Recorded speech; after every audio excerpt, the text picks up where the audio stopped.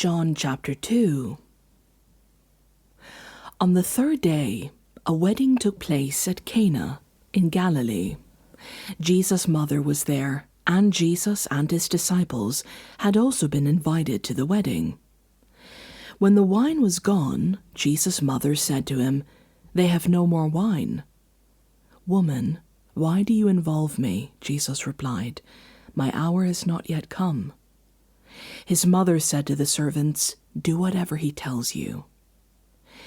Nearby stood 6 stone-water jars, the kind used by the Jews for ceremonial washing, each holding from 20 to 30 gallons. Jesus said to the servants, "Fill the jars with water." So they filled them to the brim. Then he told them, "Now draw some out and take it to the master of the banquet." They did so, and the master of the banquet tasted the water that had been turned into wine. He did not realize where it had come from, though the servants who had drawn the water knew. Then he called the bridegroom aside and said, "Everyone brings out the choice wine first, and then the cheaper wine after the guests have had too much to drink, but you have saved the best till now." What Jesus did here in Cana of Galilee was the first of the signs through which he revealed his glory, and his disciples believed in him.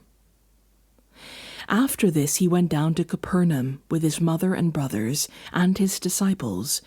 There they stayed for a few days.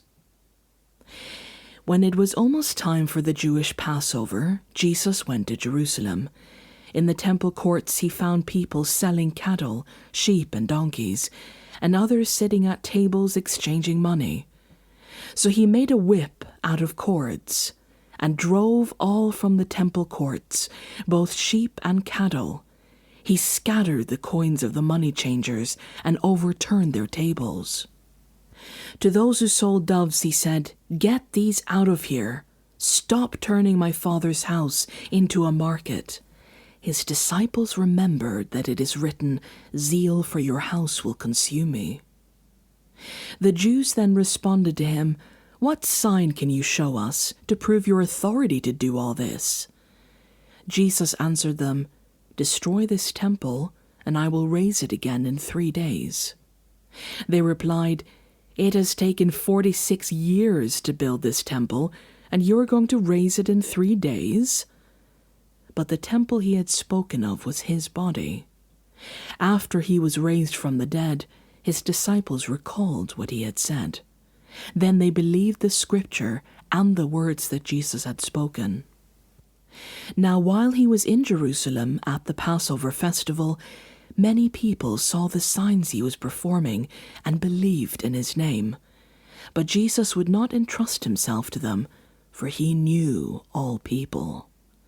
He did not need any testimony about mankind, for he knew what was in each person.